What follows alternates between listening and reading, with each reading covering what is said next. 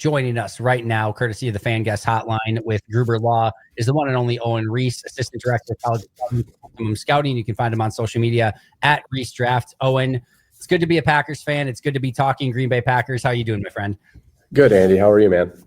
I'm doing fantastic. It's always great to be chatting with you. Appreciate you taking the time this morning. Let's just start. Obviously Green Bay is 2-0. We've had, now another weekend to kind of marinate and sit in what's all going on in the NFL.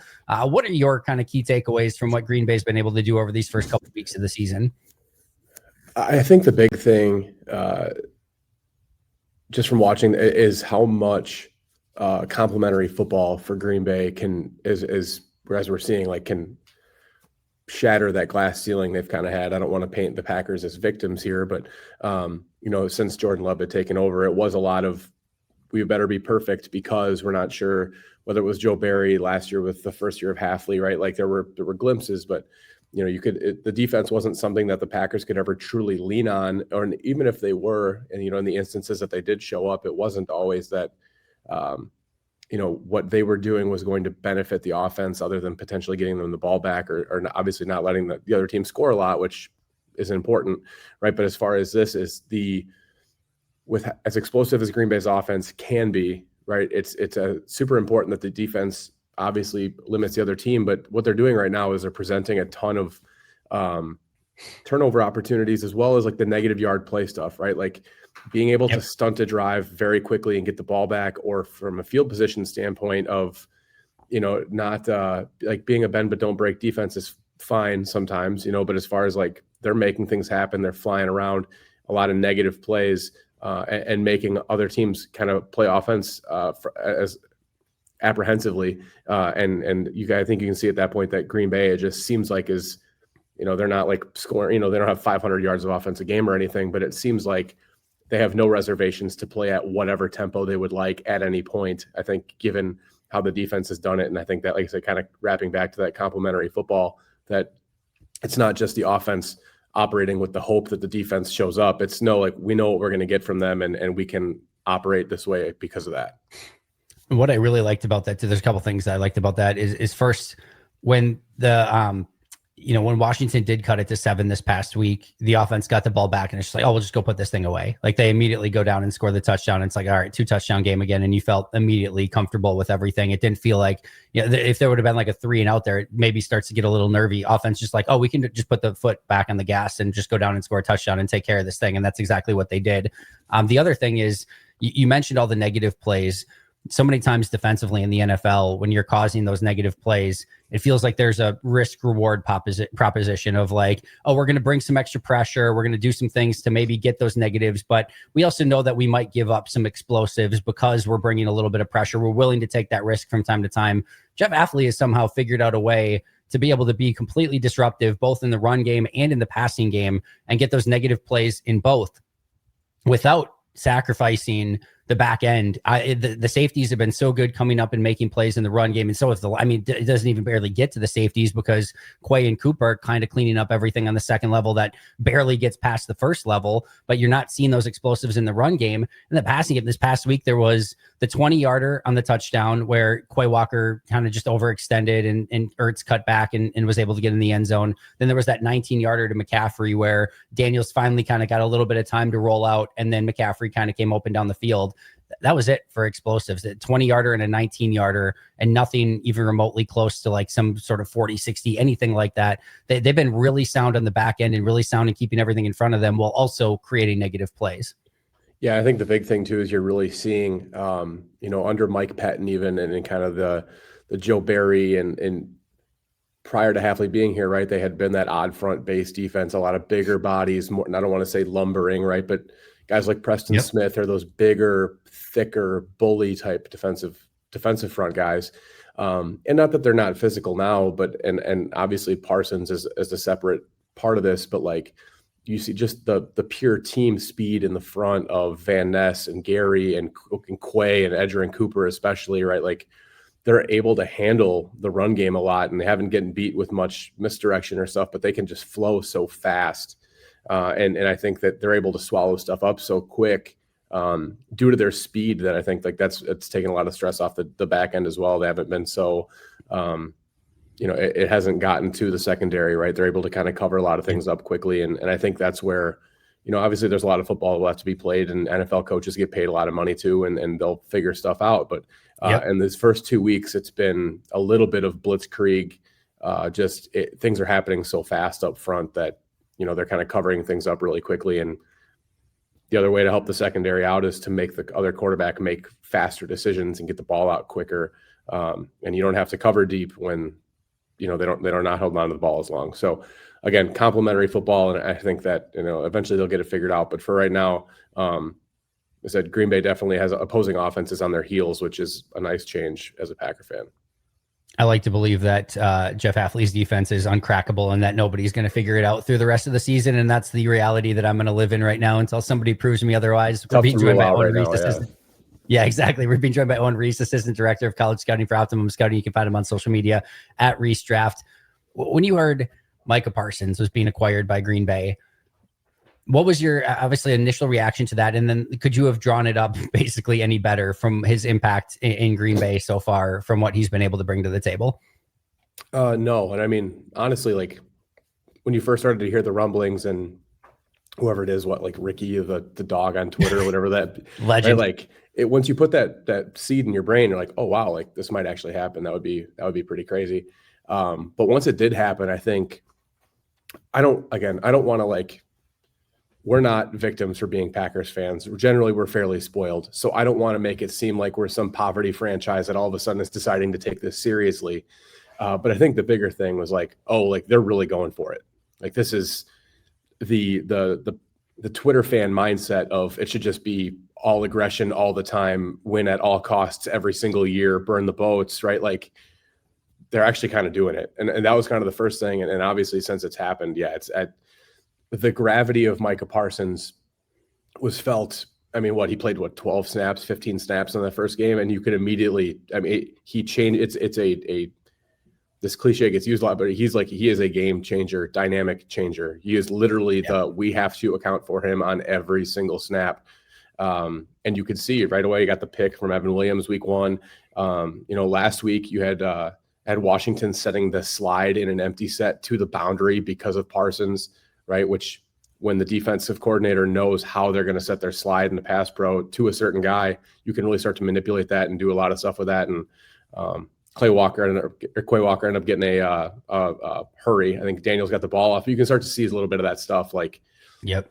You can really, as a defense, you're dictating to the offense as opposed to the other way around, which again, I think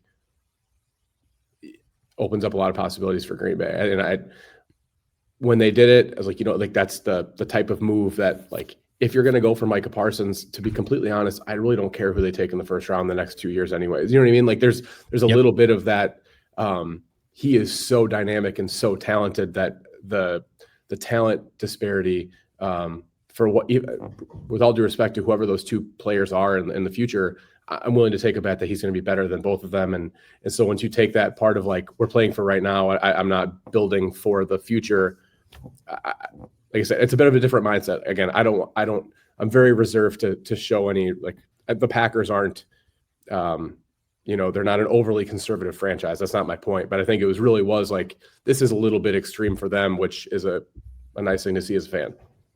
No, I think so too. And I think I talked about it kind of before it happened. I'm like, you're Brian Gutekunst. You get to be an NFL general manager. A lot of people, obviously the vast majority of the world never gets an opportunity to do this. You have an opportunity to go and set your legacy and do something special. At some point, don't you just want to go and make that big legacy defining move that people are going to remember you for in Green Bay? And he's obviously had, Xavier McKinney, Josh Jacobs, the Zadarius Smith signing, Preston Smith, Amos, etc. at the time. Obviously Jordan Love, like you said, there's certainly things that he has done really, really well. But it feels like if you could just go out and get that one piece and be ultra aggressive and have kind of that all-in mentality that one time, just go for it at some point. And it felt like this was the right player for the right reasons at the right time. It hit everything that Goody loves, right? Age is 26 years old, premium position player, a position that he knew he needed a little bit more juice at.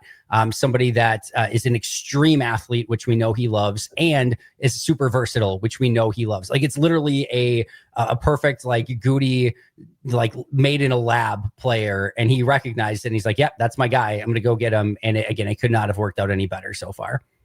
No doubt. And I think you're kind of seeing that now. And as much as I will fight against it for a couple of months of the year, right? Like I think I saw Ross tweeted this the other day, and it's like they have the RAS defense right now. Like that's what this is. And yep. At the end of the day, like I don't think it's any surprise that the NFL values really athletic guys, right? But like I think if this is the blueprint for what Hafley and Gutekunst want to do, right? Like you've got big athletic fast dudes in the front. That's everywhere. Right. Yeah. We're being joined by Owen Riese, Assistant Director of College Scouting for Optimum Scouting. Again, follow him on social media at Riese Draft. Owen, I know you are able to see line play in a very special way just based on your background. So I want to start at the defensive line, Micah Parsons aside. We know what Micah has been able to do. I think most people, even with just one good eye, can kind of see the impact that he's making. What have you seen from the rest of the defensive line, the Colby Woodens, the LVNs, the Devontae Wyatts, Rashawn Garys, et cetera, that's been able to make them so successful up front? Yeah, I think the biggest thing in my brain is like those guys, and this is a unique way to pair this. I think it's a similar thing to Green Bay's receivers, right? Where they don't have a guy, right? They are all talented. They all have a role. They all do different things, but there is no Devontae Adams. This is the number one target guy, right? And so when you look at that defensive front outside of Parsons now, right, they were kind of in a similar boat. They have a bunch of quality players, or in concept, quality athletes, quality players. Rashawn Gary has been a Pro Bowler. Lucas Van Ness was obviously a top pick and has a lot of intrigue and tools. And Wooten and Carl Brooks have kind of worn multiple hats so far while they've been here. Devontae Wyatt's the penetrating 3-tech that makes a lot of sense, right? Like, and you've got some of these guys like Stackhouse now, who is a UDFA nose tackle, right? But is going to fill his role. And if you just rolled that team out there, they would be a fine unit. They're just not overly dynamic. But I think the biggest thing is that like putting Parsons out there allows all of them to basically have one-on-ones, right? And as opposed to like, you're not really playing to the scheme as much as like, we can dial up a one-on-one for, Van Ness or for Rashawn or Devontae Wyatt on a guard that can't pass pro as well against speed guys, and now you're seeing the guys like Wooten and Brooks, who are kind of those hybrid guys. Like they can be power guys against the tackle if they need, but they can also be more of a finesse guy against the guard inside, and all of them having that focus not being on them, right? Like I think that's all opening up and kind of optimizing all of those guys, is that you don't have to be the guy, right? Like if you think of a baseball lineup, if you have a really solid 3-hitter with no cleanup guy, right? Like we can kind of pitch around this guy. We can avoid him, right? You're not putting him in positions to be successful. Right. What Parsons can be is that guy behind him. I'm like, no, we have to pitch to this guy because the guy behind him, I don't want to pitch to with guys on base.